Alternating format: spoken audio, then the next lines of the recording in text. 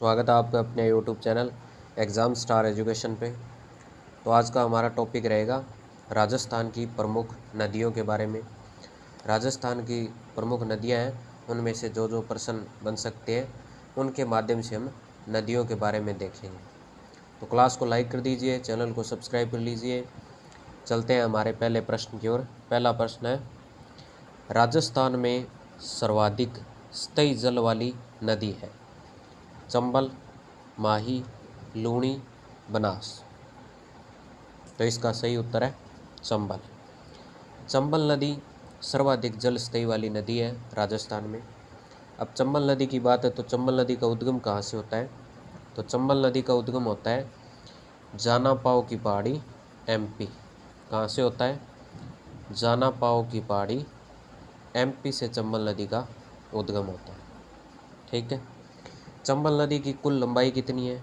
तो 966 किलोमीटर के लगभग चंबल नदी की कुल लंबाई है। राजस्थान में लंबाई पूछे तो 135 किलोमीटर है। राजस्थान में कितनी है? 135 किलोमीटर है। और बहाव की बात करें तो बहाव कितने ज़िलों में है राजस्थान में? तो 6 ज़िलों में है। कौन कौन से हैं? चित्तौड़, कोटा, बूंदी, सवाई माधोपुर, करौली, धौलपुर। इन 6 ज़िलों से ये निकलती है। कौन कौन से हैं? चित्तौड़, कोटा, बूंदी, सवाई माधोपुर, करौली और धौलपुर।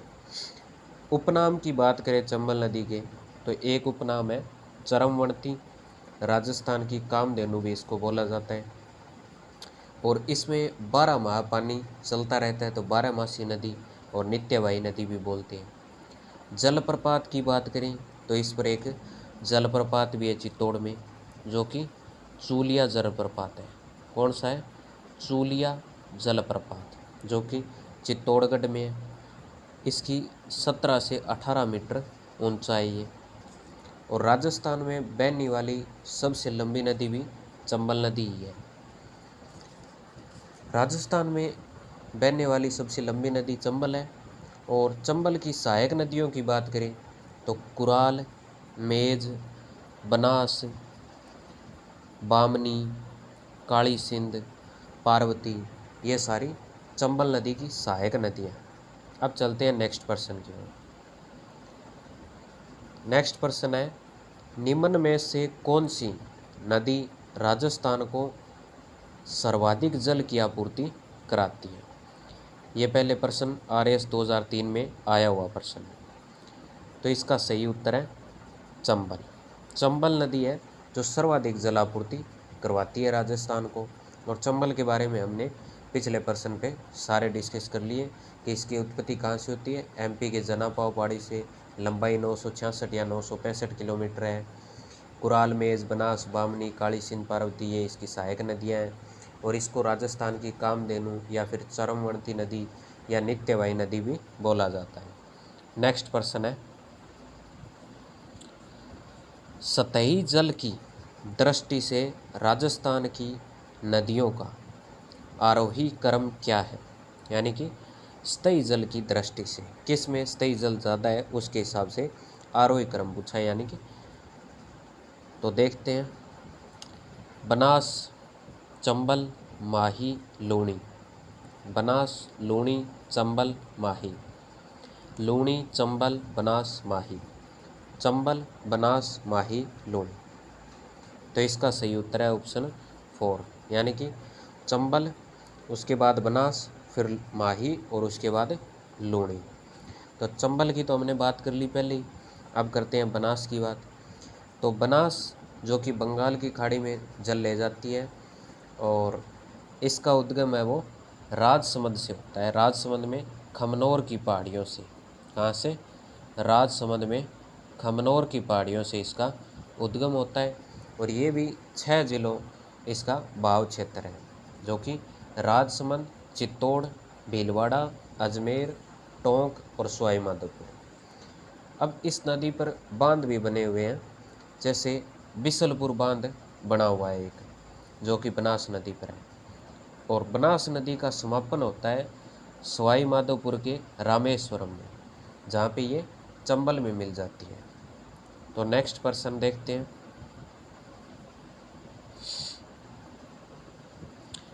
नेक्स्ट प्रश्न है कि राजस्थान में किस नदी का अपवाह क्षेत्र सबसे बड़ा है? राजस्थान में किस नदी का अपवाह क्षेत्र सबसे बड़ा है? ये भी आरपीएससी के द्वारा पूछा गया है। चंबल, लूणी, काली सिंध और माही। तो इसका सही उत्तर है चंबल। यानी राजस्थान में चंबल नदी का सबसे बड़ा अपवाह क्षेत्र है। अब चंबल नदी तो एमपी से निकलती है। लूणी नदी कहाँ से निकलती है? तो लूणी निकलती है अजमेर के नागपाड़ से। नागपाड़ से निकलती है और कहाँ पे समापन होता है? तो गुजरात में खंभात की खाड़ी में इसका समापन होता है। तो लूणी नदी का समापन कहाँ पे होता है? गुजरात में खंभात की खाड़ी में लूणी नदी का समापन हो जाता है। कच्छ की खाड़ी में समापन हो जाता है। अब आता है काली सिंध। काली सिंध चंबल नदी की सहायक नदी है और काली सिंध का उद्गम कहाँ से होता है? तो काली सिंध का उद्गम होता है एमपी के देवास जिले से। कहाँ से? एमपी के देवास जिले से बागली ग्राम की पहाड़ियों से इसका उद्गम होता है और प्रवेश ये राजस्थान में झालावाड़ से करती है, बिंदा झालावाड़ से, और 12 कोटा में जाकर ये फिर चंबल में मिल जाती है। नानेरा स्थान पर चंबल में मिल जाती है। और माही नदी इसका जो प्रवाह है वो अरब सागर की तरफ है और माही नदी को राजस्थान की गंगा भी बोला जाता है या फिर कांठल की गंगा और आदिवासियों की गंगा भी बोला जाता है। माही नदी का उद्गम है वो विंध्याचल पर्वतमाला से है, मेहद झील एमपी से। कहाँ से है? मेहद झील एमपी से। और ये राजस्थान में कहाँ से प्रवेश करती है? तो ये खांडू ग्राम बांसवाड़ा से प्रवेश करती है और इसका समाप्ति स्थल है वो है खंभात की खाड़ी अरब सागर, और लूणी नदी का कच्छ कारण अरब सागर। और माही नदी है उसकी एक विशेषता है कि ये कर्क रेखा को 2 बार काटती है, यानी 2 बार कर्क रेखा को काटती है। और ये राजस्थान की एकमात्र ऐसी नदी है जो दक्षिण से राजस्थान में प्रवेश करती है और पुनः दक्षिण में समाप्त होती है। और ये उल्टे यू आकार की नदी है और ये मेनली 3 राज्यों से बहती है। एक एमपी जहाँ से उद्गम होता है मेहद झील से, दूसरा राजस्थान और तीसरा गुजरात में इसका समापन हो जाता है। और इस पर ये एक त्रिवेणी संगम भी बनाती है सोम और जाखम नदी से मिलकर, जो कि डूंगरपुर में पड़ता है और वहाँ पे माघ पूर्णिमा को मेला भी भरता है। तो माही की सहायक नदियों की बात करें तो ईरू, सोम और एराव, चाप और अनास, मोरेन, ये 7 नदियाँ इसकी सहायक है। ईरू, सोम, जाखम, एराव, चाप, अनास और मोरेन। अब सोम नदी इसकी सहायक है। तो सोम नदी की बात करें तो ये कहाँ से निकलती है?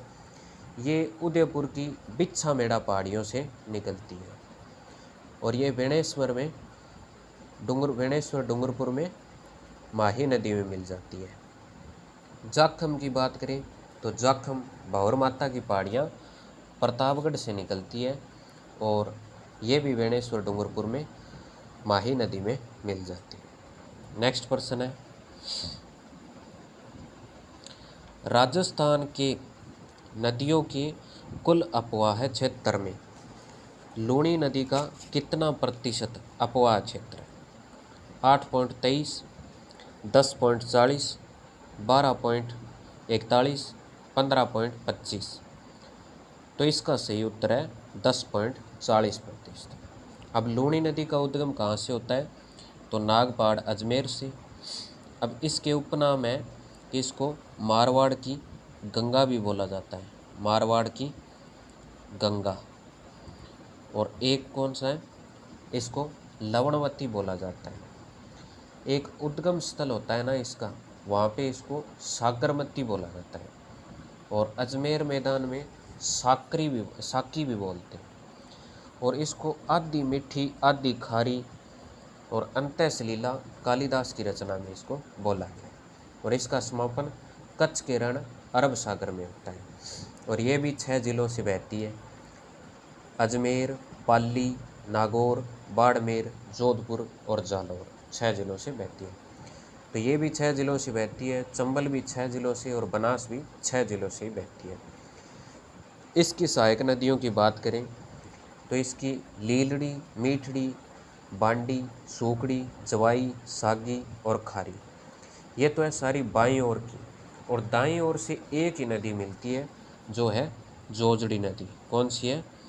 जोजड़ी नदी है, जो कि अरावली की पहाड़ियों से नए निकलकर नागौर के पोडुल ग्राम से निकलती है। नेक्स्ट प्रश्न है, नदी जिसका अपवाह क्षेत्र सर्वाधिक है, ये भी प्रश्न पहले पूछा हुआ है। जवाई, साबरमती, सूकड़ी तथा खारी। तो इसका सही उत्तर है बनास, यानी बनास नदी का अपवाह क्षेत्र सर्वाधिक है। हालांकि इसमें चंबल नहीं है, चंबल होता तो इसका आंसर चंबल हो जाता। इसका उत्तर बनास। अब बनास नदी कहाँ से निकलती है? तो बनास नदी राजसमंद से निकलती है। कहाँ से निकलती है? राजसमंद से।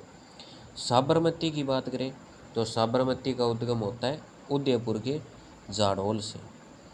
उदयपुर की जाडौल पहाड़ियों से साबरमती का उद्गम होता है और ये खंबात की खाड़ी गुजरात में समापन होता है इसका। इसकी सहायक नदियों की बात करें तो हथमती, मेश्वा, माजम, याजम, सई, वेत्रक, ये इसकी सहायक नदियाँ हैं। कौन कौन सी है? हथमती, मेश्वा, ये इसकी सहायक नदी है। सूकड़ी नदी की बात करें तो सूकड़ी नदी के किनारे एक प्रसिद्ध जालौर का दुर्ग सुवर्ण दुर्ग स्थित है। सुवर्ण दुर्ग, जो कि काफ़ी बार परीक्षा में पूछा गया है। सुवर्ण दुर्ग किस नदी के किनारे है? तो सूकड़ी नदी के किनारे है। और सूकड़ी का उद्गम होता है देसूरी पाली से और इसका समापन बाड़मेर में हो जाता है लूणी नदी में। खारी नदी जो कि राजसमंद से उद्गम होता है। और जवाई नदी लूणी नदी की सहायक नदी है और एक सबसे बड़ी सहायक नदी है लूणी नदी की। और इसका उद्गम होता है गोरिया ग्राम पाली से और ये बाड़मेर में लूणी नदी में मिल जाती है। नेक्स्ट प्रश्न है, निम्न में से चंबल नदी का प्राचीन नाम कौन सा है? चरमवंती, कामधेनु, चंपा नदी, इनमें से कोई नहीं। तो इसमें से ये दोनों नाम है वो चंबल नदी के, ए और बी, यानी कि इसको राजस्थान की कामधेनु भी बोला जाता है और चरमवंती भी बोला जाता है। तो ये दोनों ही नाम है वो चंबल नदी के। नेक्स्ट प्रश्न है,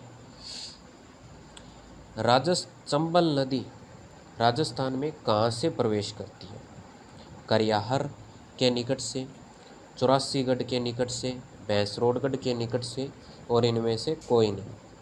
तो इसका सही उत्तर है चौरासीगढ़ चित्तौड़ के निकट से ये राजस्थान में प्रवेश करती है। कहाँ से करती है? चौरासीगढ़ चित्तौड़ से। और चंबल नदी के किनारे, चंबल और बामनी नदी के किनारे चित्तौड़गढ़, भैंसरोडगढ़ दुर्ग है वो स्थित है, चंबल और बामनी की। और चित्तौड़गढ़ है वो बेड़च और गंभीरी नदी के किनारे स्थित है। और चंबल नदी के किनारे शहर की बात करें तो कोटा, रावतबाटा और केशवरायपाटन शहर है। नेक्स्ट प्रश्न है, निम्न में से राजस्थान में चंबल नदी का उद्गम स्थल, यानी कौन सा चंबल नदी का उद्गम स्थल है? खमनौर की पहाड़ियाँ, गोगुंदा की पहाड़ियाँ, जानापाव की पहाड़ियाँ, नाग पहाड़ियाँ। तो इसका सही उत्तर है जानापाव की पहाड़ियाँ, जो कि एमपी में स्थित है और ये राजस्थान में चौरासीगढ़ चित्तौड़गढ़ से प्रवेश करती है। खमनौर की पहाड़ियों से कौन सी नदी निकलती है? तो बनास नदी, जो कि राजसमंद से है। गोगुंदा की पहाड़ियों से बेड़च नदी निकलती है और नाग पहाड़ियों से लूणी नदी निकलती है। नेक्स्ट प्रश्न है, राजस्थान में चूलिया प्रपात कौन सी नदी बनाती है? बनास, चंबल, साबरमती और माही। तो इसका सही उत्तर है चंबल नदी, जो कि 17 से 18 मीटर ऊंचा है और चित्तौड़गढ़ में स्थित है। नेक्स्ट प्रश्न है, निम्न में से चंबल की कुल लंबाई कितनी है? 1872 किलोमीटर, 987 किलोमीटर, 966 किलोमीटर, 812 किलोमीटर। तो इसका सही उत्तर है 966 किलोमीटर। नेक्स्ट प्रश्न है, निम्न में से राजस्थान में वन की आशा कौन सी नदी को कहा जाता है? सोम नदी को, बनास नदी को, जाखम नदी को या फिर चंबल नदी को। तो इसका सही उत्तर है बनास नदी को, जो कि चंबल नदी की सहायक नदी है। और सोम किसकी है? तो सोम माही की है। और सोम नदी है वो बिछामेड़ा उदयपुर से निकलती है। और जाखम नदी भी माही की है, जो कि छोटी सादड़ी प्रतापगढ़ से निकलती है। और चंबल जो कि एमपी से निकलती है। नेक्स्ट प्रश्न है, राजस्थान में पूर्णतः बहने वाली सबसे लंबी नदी कौन सी है? चंबल, बनास, बेड़च और माही। तो पूर्णतः सबसे लंबी बहने वाली नदी है वो है बनास नदी, जो कि 480 किलोमीटर के समथिंग है, जो कि राजस्थान में पूर्णतः बहती है। अब बेड़च नदी की बात करें तो बेड़च नदी का उद्गम है गोगुंदा की पहाड़ियाँ उदयपुर से। बेड़च नदी का उद्गम कहाँ से होता है? गोगुंदा की पहाड़ियाँ उदयपुर से। नेक्स्ट प्रश्न है, निम्न में से राजस्थान में बनास नदी का उद्गम स्थल कौन सा है? तो इसका सही उत्तर है खमनौर की पहाड़ियाँ राजसमंद। और गोगुंदा की पहाड़ियों से बेड़च नदी निकलती है। बेड़च नदी कहाँ से निकलती है? गोगुंदा की पहाड़ियों से। पहले इसको बेड़च नदी नाम से जाना जाता है और उदय सागर के बाद आयड़ नदी के नाम से जाना जाता है। नेक्स्ट प्रश्न है, बेड़च नदी को अन्य किस नाम से जाना जाता है? कामधेनु, चरमवंती या फिर आयड़ और या फिर वन की आशा। तो इसका सही उत्तर है आयड़, जो कि उदय सागर झील उदयपुर में गिरने के बाद इसको आयड़ नदी के नाम से जाना जाता है। नेक्स्ट प्रश्न है, ये लास्ट प्रश्न। तो ये थे नदियों से संबंधित कुछ महत्वपूर्ण प्रश्न। अगर आपको क्लास अच्छी लगी हो तो लाइक करना और चैनल को सब्सक्राइब ज़रूर कर लेना और जितना ज़्यादा हो सके उतना शेयर करना।